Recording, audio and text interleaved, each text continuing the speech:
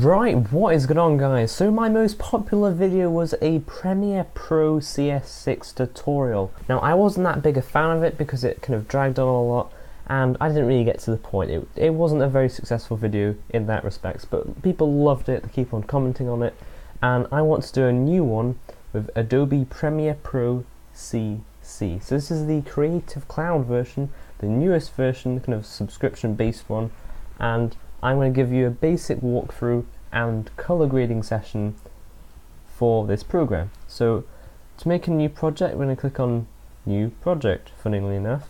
Right, let's click on that, and we need to make a project name. So I reckon Fun Stuff will be good. So click OK, and it will go into the program. So it looks really blank right now, and that's because in CC, different from CS6, it kind of starts without a sequence, which means basically it's blank. So to create a sequence, I'm going to go to File, New and Sequence, and for my camera I used a Nikon D3100, so I'm going to use a digital SLR 1080p 24 frames per second preset. So this is for cameras like that Nikon camera I used, the Rebel T2i, T3i, T4i, T5i, they're very popular cameras in this kind of respect for filmmaking, and those kind of cameras, D800, D5100, D5200, all these cameras, that is the one that most people use. Now if you've got a different camera, say like a Red Epic cinema camera, it's about £50,000, yeah, you can use 5K footage, you'll be using that, but I doubt people using this tutorial will need that at the moment. But if you're using a point and shoot camera, we're going to be going to the DV NTSC widescreen 48 kHz. That will be what you'll be using. That's a safe option for small standard definition cameras. But here we're going to be using this one.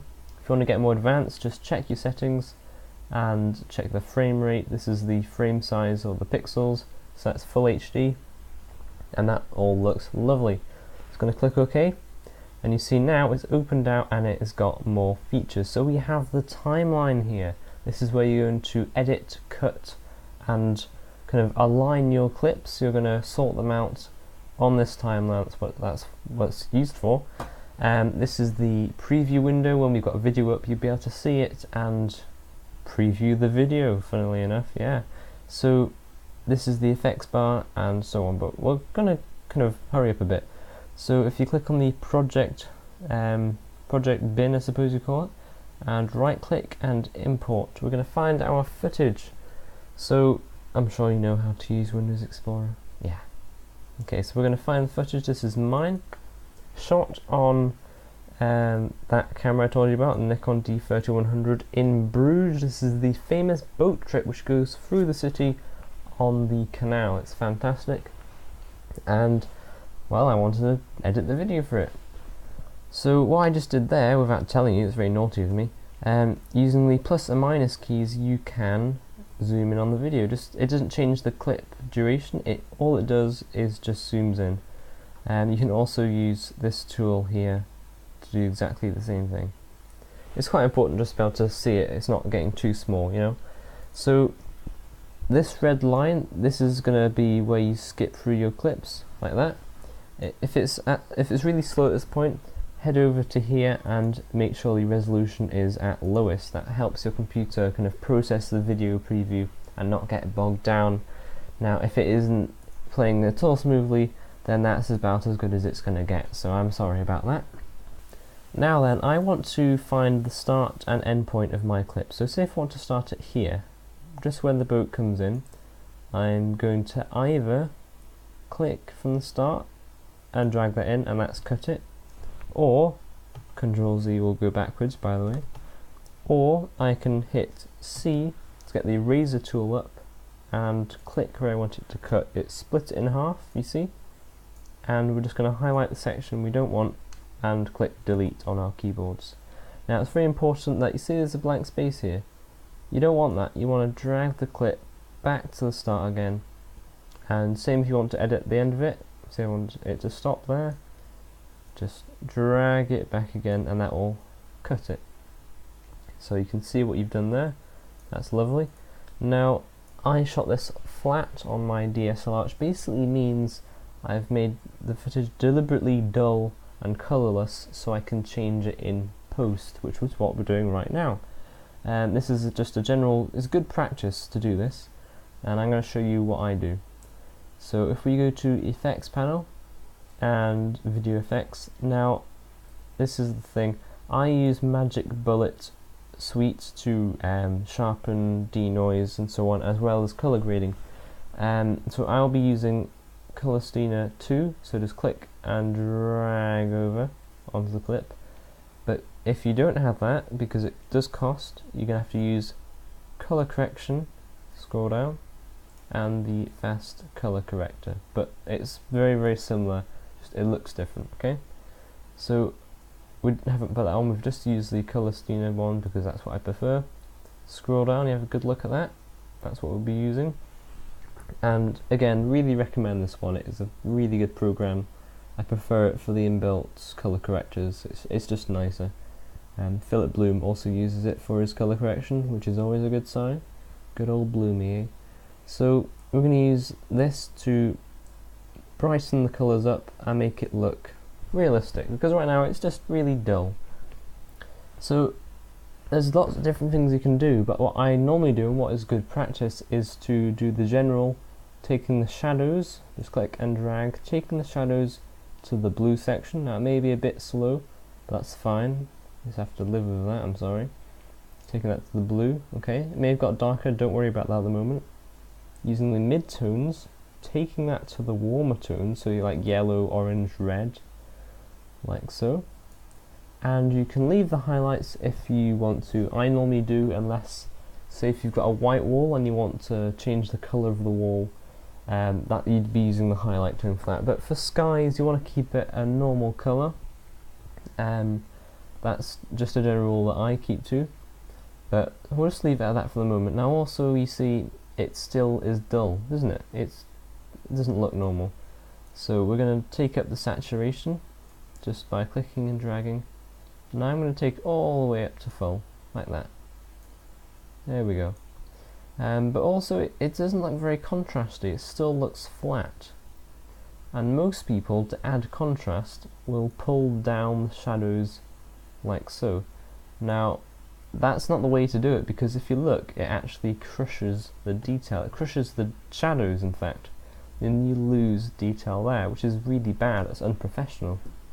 So what I do, and what the professionals do, is you take down the mid-tones, like so, just only a bit, like that. Notice it gets darker, that is fine, because you then correct it using the highlights, like so. So use the highlights, and we're just purely using it to get the right exposure. Now be careful not to clip any of your highlights, which means basically don't have it too bright, because then you'll lose detail in the highlights. Okay, so that's looking a lot better now, and if you want a comparison of how it looked before, just go back up, and this normally shocks people, it shocks me, because you're going to forget about how it used to look. And next to the Color Steiner there's an FX button. Click that, and that's what it looked like when we started. Quite amazing, isn't it? Tick it, and that's where we've got to. So it's really quite nice.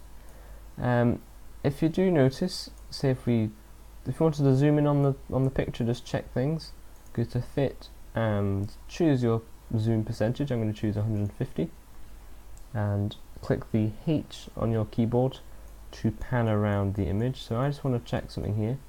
You see that's a shadow there, it's a blue shadow thanks to our color correction, that's fine. But if we toggle this off, we have actually lost the detail. There used to be bricks there. We don't want to lose the detail, so what you can also do is bump the exposure up in the shadows a bit, and see that's coming back again quite nicely, and we've got the detail back from how it used to be. There we go, toggle, it's back how it used to be now. So if you want to get back to the same zoom, go back to fit, and I'll toggle our settings back on again. But we have lost a bit of contrast, so remember what we did to add contrast? Simply go to the mid-range and take it down again. And we've still got the full dynamic range and it looks lovely.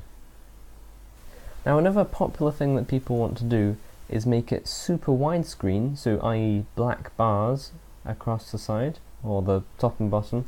Now in my last tutorial I mucked up because I told you to get a printout of black and white bars and simply put it over the top. That was a load of rubbish, I'm sorry for that, and people keep on asking. I'm sorry, leave it, okay? If you want to add black bars, go to File, New, Sequence, so remember we did this before, and go back to your preset again, but then go to Settings, and this is going to depend on the resolution of your camera, but say if it's full HD like mine, go to Horizontal, no, got that one wrong again, Jason, okay, go to Vertical, and change it to 800, and notice when you click off, it changes it to 12 by 5, that is anamorphic ratio film. So that is basically anamorphic comes from an anamorphic lens which is stretched to the super wide viewing angle, which is 12 by 5. So if you're using 720p, I'd recommend 5 or 600 pixels vertical, and same, I'm sure you can work this one out, just get the right ratio. 12 to 5 is ideal. Then click OK, and you notice it's add a second tab. This is sequence 2. That was what we worked on before, and this is the new one. See, it's a really wide box there compared to the last one. So you think, oh, I don't want to do all that again. That's fine, you don't need to. You just click, copy what you've just done here, go to sequence 2, and use Control V on your keyboard to then add it back in again, and you see it has now made that widescreen, which is lovely. And also, if you go to motion up here, expand that, you've got room to crop it a bit. So there you go, you've got a better view now. One more thing, if you zoom in again, remember how you zoomed in? Go to 150, that's what I normally use. And the detail's actually quite soft. That's because when I shot it, deliberately took the sharpness down to avoid some complicated things which I'll talk about later in another tutorial. But if you want to make the video sharper, simply type in to the effects bar sharp, and it'll come up with sharpen, and click and drag that on, and if you go down to the very bottom of the effects bin, you can see it there, and you can add a number. Now for this DSLR camera, I normally use 10 to 30. Now if you add too much, it will look quite horrible, but I'm going to try 20, and there you go. And you can see a very small adjustment. Remember, this is a small preview, so it's not going to make much difference, but it has just clarified it, you know, it has just generally crispened it a bit more. So this was a basic tutorial using Adobe Premiere Pro CC.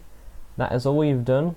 So if you take them off again, you can see the improvement. We've gone from flat to graded and sharpened.